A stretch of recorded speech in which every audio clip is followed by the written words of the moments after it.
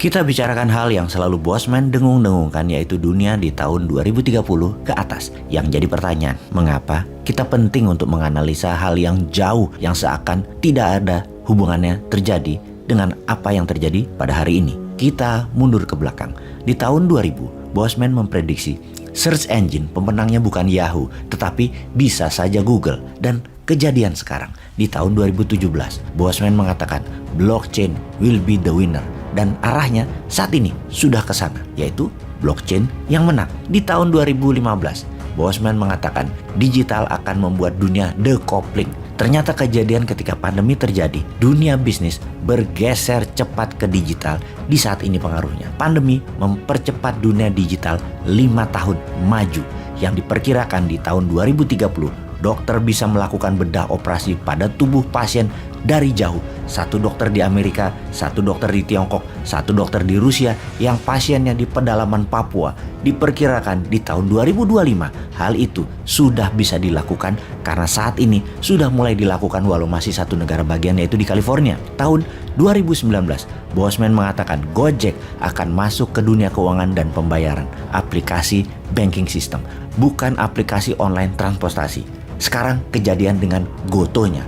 Lalu ada lagi yang Bosman katakan, di mana digital, milenial dan zilenial adalah generasi gadget. Maka gadget di tangan milenial dan zilenial akan menjadi alat bayar, alat belajar, mencari uang, mencari data, apapun ada di tangan. Dan pastinya everyone is broadcaster. Semua orang akan jadi penyiar sekarang. Nah, sehubungan dengan hal yang everyone is broadcaster, maka dunia media, dunia berita, film akan terjadi disrupsi besar-besaran. Disrupsi, ciri utamanya adalah tidak mengerjakan dengan cara lama. Kita bayangkan dunia film sekarang.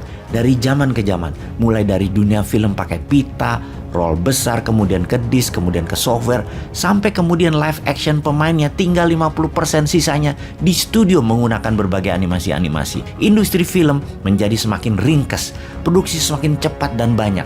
Tinggal kreatif-kreatifan. Kalau dulu kuat-kuatan modal, cari artis atau aktor berkarakter yang tidak murah, kemudian network atau kenalan jaringan bisnis pemasaran produk. Kalau sekarang semua terbuka, tinggal kreatif-kreatifan. Kembali ke masalah kreatif, hal ini menantang juga. Ditambah kehadiran sekelompok anak muda para penggarap film yang mengatakan bahwa low budget movie akan mengangkat ekonomi kreatif yang saat ini terpojokkan, yaitu para sinias plus senimannya. Bosman tertantang berkontribusi. Saya pun bertanya kepada mereka, kalau seseorang punya skrip cerita yang menarik, buatkan short movie. Berapa cepat tayang di sosial media atau media alternatif seperti Netflix, Disney Plus, dan sejenisnya? 2 minggu, Pak. Mulai dari persiapan sampai ready tayang, paling lama di studio editingnya sih sebenarnya. Kalau layar lebar, saya pun bertanya, 1-2 bulan.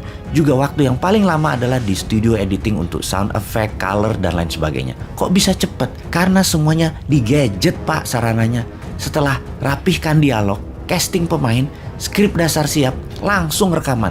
Rekaman pakai 3 kamera HP dan 10 clip on mic. Itu aja, Pak. 3 kamera HP dan 10 clip on mic. Asli pening pala saya. Itulah muasal 2 lembar naskah yang menjadi awal Bosman Picture masuk ke dunia film. Yang satu tayang seminggu menjelang Ramadan, short movie di platform sosial media. Yang satu 3 minggu setelah Lebaran di tahun 2022 ini di bioskop nasional. Nonton yuk, ditunggu kritik dan sarannya. Kita angkat bersama kekuatan nasional sisi dunia kreatif seni perfilman.